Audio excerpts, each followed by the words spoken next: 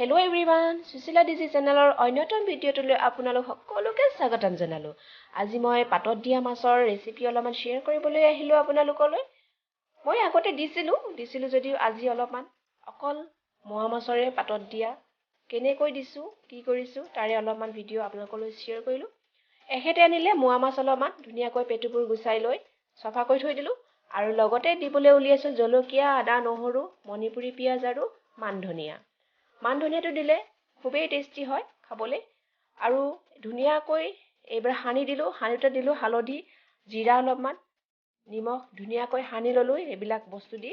তাৰ পিছতে পাতত দিবলৈ হলে বিচাৰি গৈছিলো হালধিৰ পাত। এতিয়া শুকান বতৰ গতিকে হালধি পাত নাই, গতিকে মই ব্যৱহাৰ কৰিম কলপাতেৰে।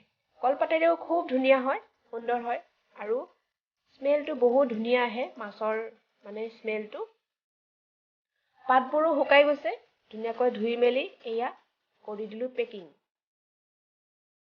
পাতবোৰ পেকিং কৰাৰ আগতে অলপমান পাতবোৰ জুইত অলপমান সেকি ল'ব, ধুই লৈ ধুনীয়াকৈ জুইত অলপমান সেকি ল'ব যাতে ধুনীয়াকৈ পেকিং কৰিব পাৰি। মোৰটো জুইত সেকাটো অলপমান কমিলে কাৰণে ফাটি থাকিলে পাতবিলাক। বাৰু যেই কি নহওক ধুনীয়াকৈ পেকিং কৰিব, বহুত ডাঠকৈ পেকিং কৰিব যাতে ভিতৰটো সিজি আহে। গতিকে মই এনেকৈয়ে ধুনীয়াকৈ মিলাই পেকিং কৰিলো।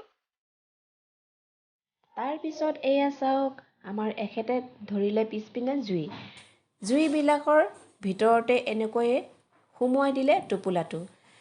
কিন্তু টোপোলাটো এনেকৈ সুমুৱাই দিয়াতকৈও যদি আপোনালোকে ইটা দুটা পাৰি তাৰে ওপৰত যদি দুডালমান ৰড দি কিনি যদি ওপৰত থয় তেতিয়াহ'লে বেছি ধুনীয়া হয় আৰু সুবিধাজনক হয়।